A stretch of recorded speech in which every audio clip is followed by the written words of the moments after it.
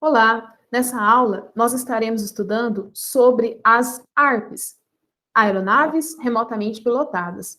Qual a definição dessas aeronaves e também as classificações relacionadas a elas.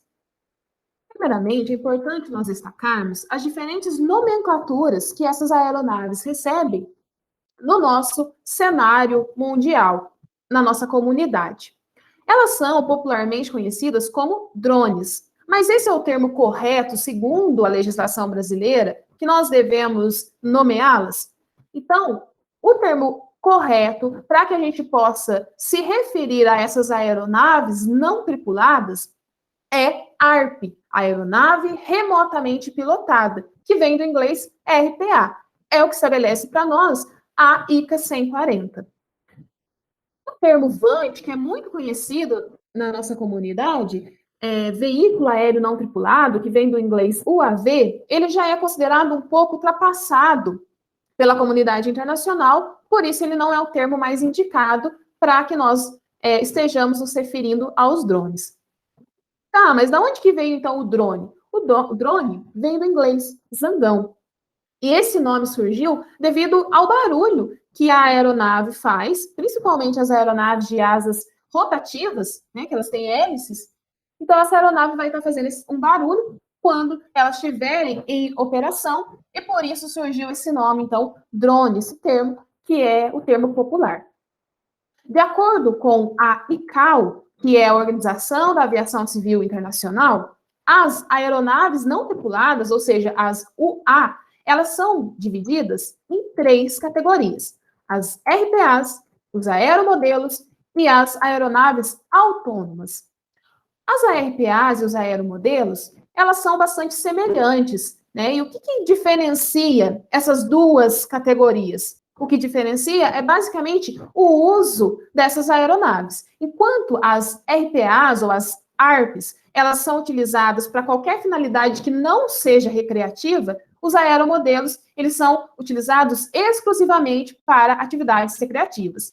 Mas ambas as aeronaves, elas não são tripuladas e elas são pilotadas a partir de uma estação de pilotagem remota. As aeronaves autônomas são aquelas que, uma vez iniciado o voo, elas não permitem mais que haja a intervenção humana. E por isso, elas são proibidas aqui no nosso país. A definição que a ICA 140 aborda para a gente sobre as aeronaves não tripuladas é a seguinte: qualquer aparelho que possa sustentar-se na atmosfera a partir das reações do ar, que não sejam as reações do ar contra a superfície da Terra, e que se pretenda operar sem um piloto a bordo. Dentro dessas aeronaves não tripuladas, nós temos então a categoria das ARPs ou RPAs, que é o objetivo de estudo, o objeto de estudo deste curso, que é então uma subcategoria de aeronaves não tripuladas, que vão ser sempre pilotadas a partir de uma estação de pilotagem remota, utilizada para qualquer fim que não seja recreativo, e ainda elas podem ser capazes de interagir com o controle de tráfego aéreo e com outras aeronaves em tempo real. O fundamental aqui, que nós temos que levar em consideração, é sempre a segurança com as operações que nós vamos realizar com as RPAs. Então, todo o estudo que nós vamos estar realizando sobre a ICA 140, o RBAC-E, número 94 da ANAC, a declaração de conformidade da Anatel. Por que tudo isso é importante? Para que a gente garanta que a nossa operação com essas aeronaves seja segura. Então, se você fizer uma busca rápida aí no Google, acidentes envolvendo drone, por exemplo, você vai ver inúmeros casos de acidentes que aconteceram pelo fato da operação com a ARP. Não pode acontecer um voo, né, próximo à pista de pouso, decolagem dessas aeronaves tripuladas, porque pode causar acidente, como o que está mostrado aqui, ilustrado nessa figura. Além disso, né, o voo, a operação com RPA, ela deve seguir todas as regulamentações específicas aqui para o nosso país, né? Todas as regulamentações da ICA 140, que é considerado uma das legislações mais robustas do mundo, para também proporcionar a segurança para que tenha-se segurança para você, para a equipe que está envolvida na operação com a RPA e também para as pessoas ao redor.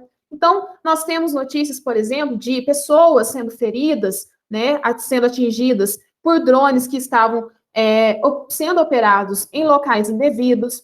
Notícias trágicas, por exemplo, né, de acidente com criança. Então, o que tem que ficar aqui para nós é esse alerta. O drone, ele não é brinquedo.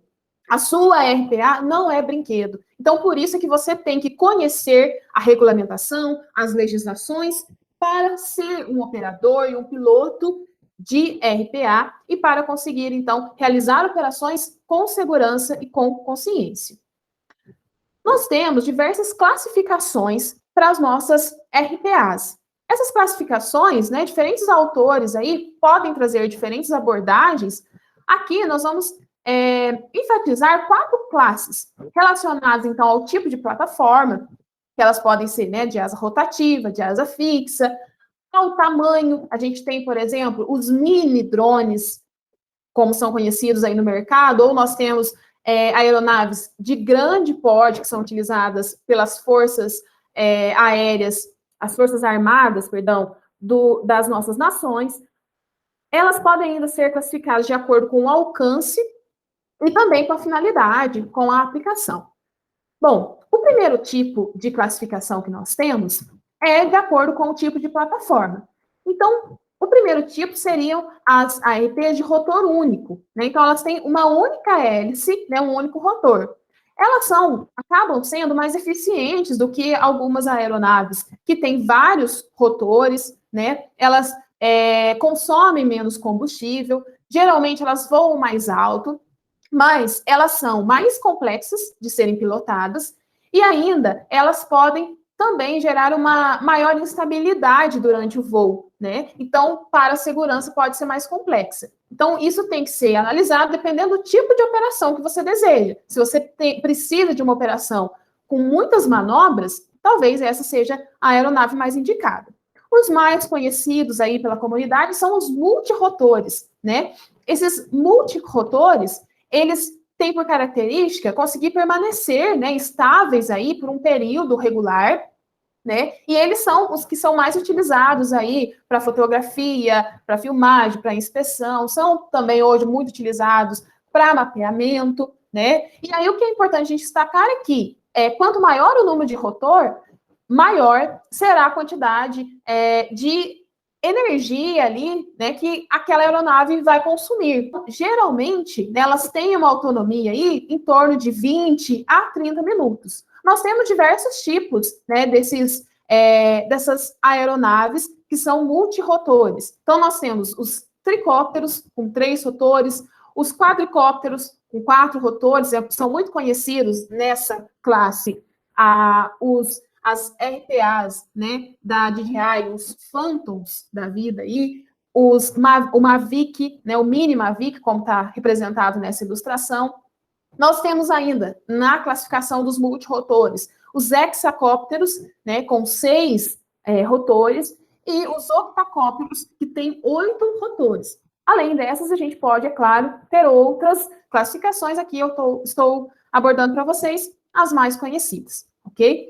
Além disso, um outro tipo muito conhecido são as RPAs de asa fixa, né? Então, essa categoria aí de aeronave, ela tem essas asas, né, que se parecem aí com as asas de um avião tripulado, né?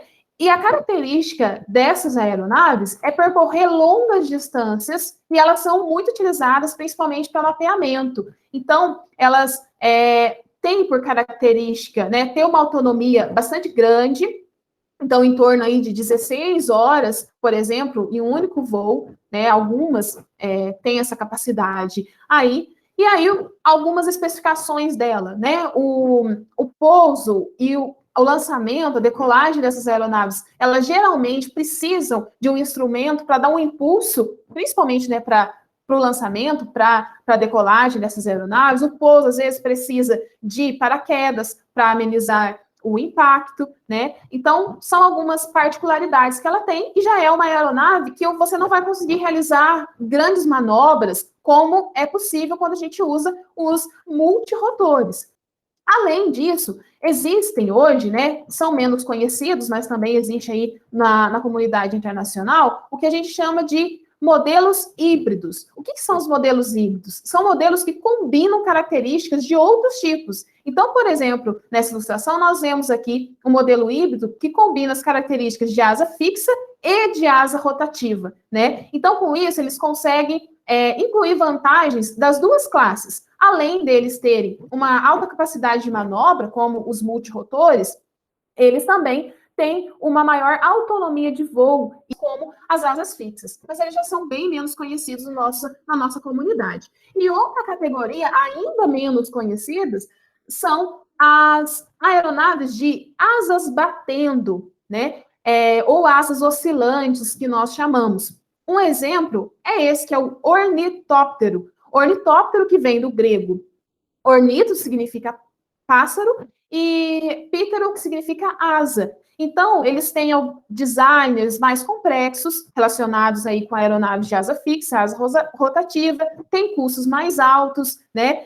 A durabilidade de voo é mais reduzida. Mas qual que é a vantagem, então, dessas aeronaves que nós vamos chamar de oscilantes aí? Elas têm alta capacidade para manobra, e dependendo aí da finalidade, elas também podem ser utilizadas, ok?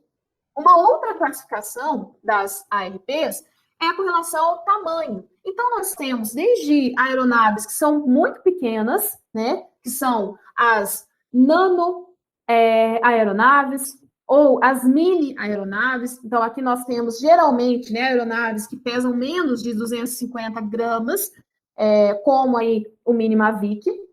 E nós temos também aeronaves que são pequenas, como o Phantom, né, que é muito conhecido aí, é uma aeronave pequena. Além dessas, nós temos também aeronaves que já são de médio e grande porte. Isso daqui, embora, né, se pareça muito aí com uma aeronave tripulada, é um drone, é uma aeronave remotamente pilotada. Ela é muito utilizada, principalmente aí, ó, pelas forças militares das diversas nações, né, do Brasil, por exemplo, a gente tem. Então, ela é exclusiva para uso militar. E, além disso, nós temos a classificação devido ao alcance, ou seja, a distância que a aeronave vai ser capaz de voar antes que o sinal remoto seja interrompido. Então, alguns autores classificam as aeronaves dessa forma, como de alcance próximo, muito próximo, curto, médio, e cada um com as suas características, então. E, dependendo também da finalidade, nós podemos classificar as RPAs. Hoje, nós temos as RPAs invadindo as diversas áreas, como eu comentei no início dessa aula, e existem, por exemplo, voos experimentais que estão sendo realizados aqui no Brasil, esse especificamente dessa ilustração, na cidade de Campinas, né, envolvendo aí a empresa iFood, para o transporte de mercadorias. Isso já é a realidade, né, em outros países, né, o transporte. Então, existem RPAs projetadas especificamente para o transporte, né? Outras especificamente para corridas e outras para mapeamento, como é o caso aí, principalmente das RPAs de asa fixa. E existem muitos outros tipos, muitas outras finalidades que nós vamos abordar aí numa próxima aula. Eu agradeço muito pela sua atenção e até a próxima.